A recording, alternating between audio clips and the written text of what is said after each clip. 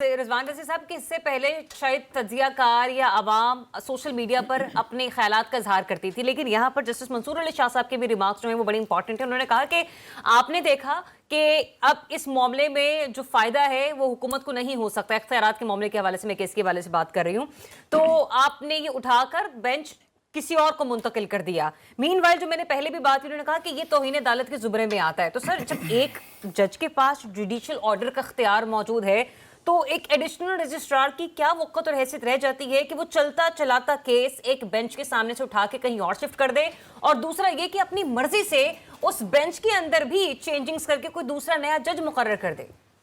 دیکھیے جب پہلی دفعہ ہمارے ساتھ ہوتا ہے نا تو ہمیں بڑا برا لگتا ہے۔ اچھا، لیکن کیا یہ ماضی میں نہیں ہوا؟ میں اس کا کوئی جواز نہیں پیش کر رہا جو اب ہو رہا ہے۔ کیا ثاقب نثار نے اپنے ساتھ سے منصور علی شاہ کو اٹھا کے، بلکہ قاضی فائز عیسیٰ کو اٹھا کے، منصور علی شاہ کو تو بٹھائے رکھا تھا، پشاور میں جا کے یہ نہیں کیا تھا سپریم کورٹ کے چیف جسٹس کے طور پہ؟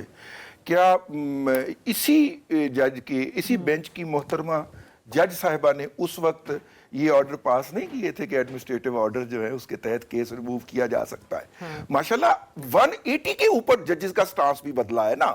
مطلب کہ محترم منصور علی شاہ صاحب ہوں یا وہ جو محترمہ جج صاحبہ ہیں وہ ہوں، ان کی آبزرویشن اور فیصلے اس وقت کے دیکھ لیں جبکہ وہ جو تھے بندیال صاحب چیف جسٹس تھے، اور اب ان کا سٹانس دیکھ لیں تو ہمیں غلط عمل جتنی بار کیا جائے گا وہ کہلائے گا تو غلط ہی نا۔ لیکن غلط کار جو ہوگا نا وہ دوسرے کی غلطی کے اوپر تنقید نہیں کر سکتا۔ وہ تنقید نہیں کر سکتا، لیکن یہ ڈیسائیڈ تو ہونا چاہیے نا کہ یہ اس کے اوپر بھی کوئی قانونی جواز موجود ہو۔ میری بات سن لیجئے، پہلی بات۔ دوسری بات یہ ہے کہ دیکھیے 26ویں آئینی ترمیم سے متاثر ہو کے جناب منصور علی شاہ صاحب چیف جسٹس نہیں بن سکے۔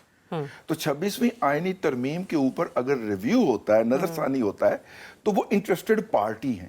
ججز کے کوڈ آف کنڈکٹ میں بڑا واضح طور پہ لکھا ہوا ہے، اگر جج صاحب چاہیں گے تو میں ان کی اجازت سے پڑھ کے بھی سنا دوں گا کہ کوئی بھی جج اپنے مفاد کے کسی مقدمے کا جج نہیں ہو سکتا۔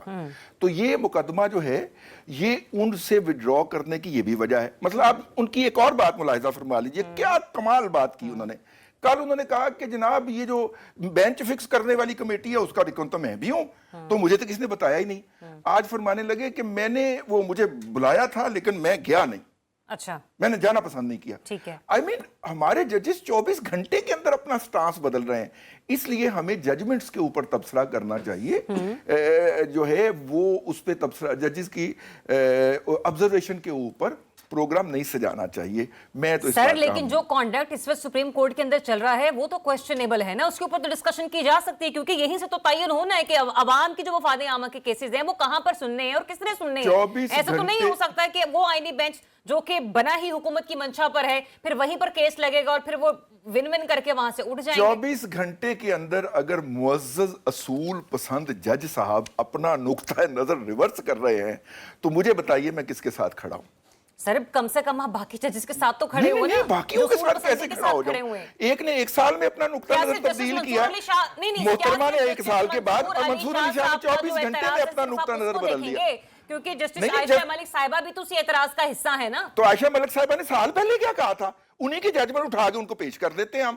ٹھیک ہے، میں ایک کوئی بات کہہ دوں، مینوپولیشن آف بینچز یا مینوپولیشن آف ججز ٹو سوٹ ویسٹڈ انٹرسٹ، میں پولیٹیکل یہ بات نہیں کرتا ہوں، ویسٹڈ انٹرسٹ یہ جو بھی ہے، دیکھیں جب یہ ہوگا تو عوام will lose faith in the supreme court میں، فیتھ ختم ہو گیا، عوام کا ریاست میں فیتھ ختم ہو جائے گا، یہ یاد رکھیں۔ تو دس از ویری ویری سیریس۔ اور دوسری امپورٹنٹ بات یہ ہے کہ جو ہمارے لا میکرز ہیں، ہماری پارلیمنٹ ہے، ان کی ذمہ داری ہے کہ انہوں نے جوڈیشری کو، ہائر جوڈیشری کو اسٹرینتھن کرنا ہے، اس کو اسٹرانگر بنانا ہے۔ یہ نہیں کہ آپ اس کو ایسے قانون لائیں جس سے وہ کمزور ہو جائے، جس طرح آج کل ہم دیکھ رہے ہیں۔ ٹھیک ہے۔